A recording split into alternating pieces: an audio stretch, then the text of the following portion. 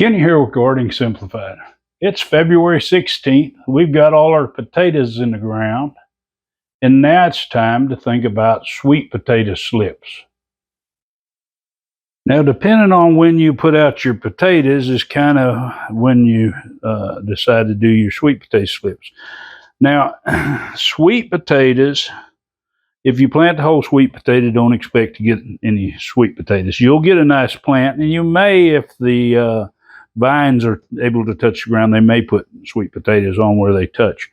But normally what we do is we take and save seed potatoes.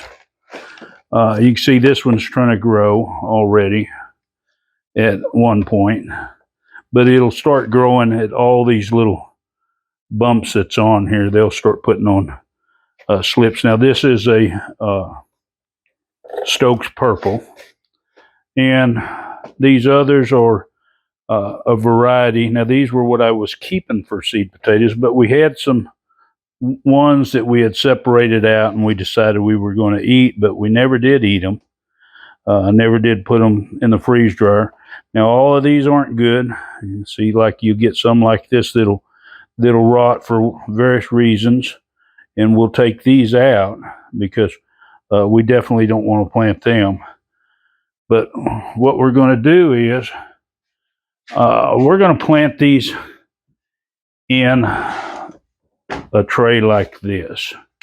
And what we're going to do is we're going to use this heavy duty garbage bag. Now we did this last year, and we're just going to put a bunch of them in here, and we'll start growing our slips. But the reason why I say depends on when you plant your potatoes. I always start my sweet potato to start growing slips the same time I put my potatoes in the ground. Now, sweet potatoes like hot weather. So if you try to plant them real early and it's not warm enough, and it's hard to say in East Texas because sometimes we have very little spring and it just turns to summer. Sometimes it's the cool stays here longer. It just varies. And so what we're going to do is we're going to get prepared for the best. These can stay in here for a while, and I'll end up putting them in the greenhouse here probably next week or right after they start sprouting. But what I'm going to do right now is I'm going to put them on my grow station on a heat mat, so they'll really think it's warm and they'll start growing. And the ones that are already growing,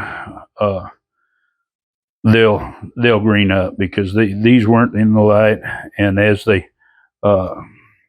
get light and moisture, they'll start growing.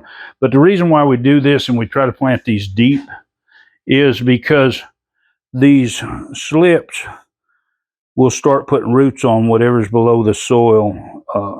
So if your soil's up here, you'll get a good root system on this, and then you'll just snap them loose from the mother or the sweet potato that they're growing on, and you'll plant the slips and they'll be well rooted. But you want them to be well rooted, so and that takes a little bit of time.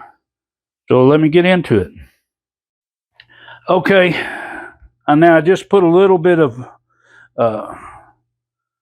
my mixture, and you can just use potting soil if you want, down here in the bottom, and I use this trash bag here so that I can keep any water from leaking out while I'm doing these inside. Once they start sprouting or it warms up enough outside, I'll move them outside, and I'll just take a knife and put slits in the bottom so it can drain out.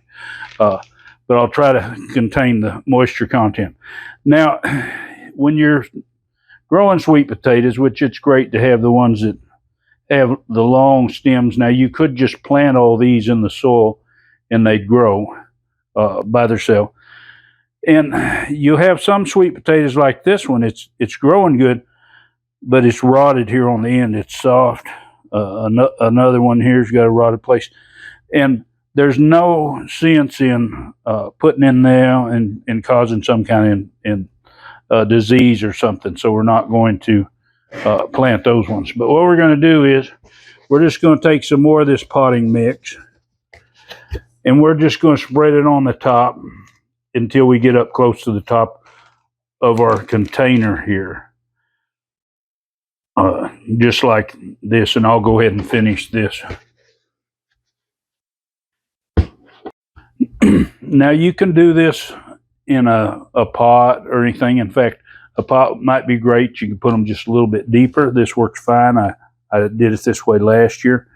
Now the only thing I've done different this year, I went ahead and put some a little organic fertilizer in here, which most organic fertilizer is it's slow release, so it's going to slowly fertilize it over time.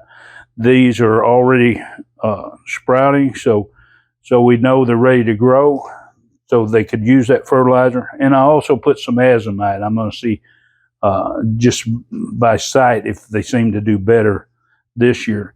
But anyway, it's as simple as that.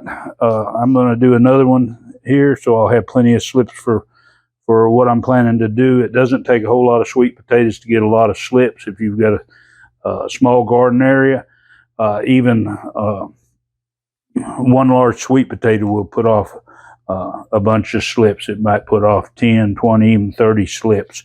So, but if you're going to buy them, if you're going to try to root them from one in the store, you need to get an organic one, so you know that there hadn't been something to keep it from growing, and expect it to take a little longer than normal. Now, these are some varieties that I've been growing for years, so I just save my sweet potatoes every year, a certain amount of them, so I can go back and restart them. So I don't know what variety these are. I know my orange one, well, both of them came from a organic store sweet potato, and we've been planting them ever since.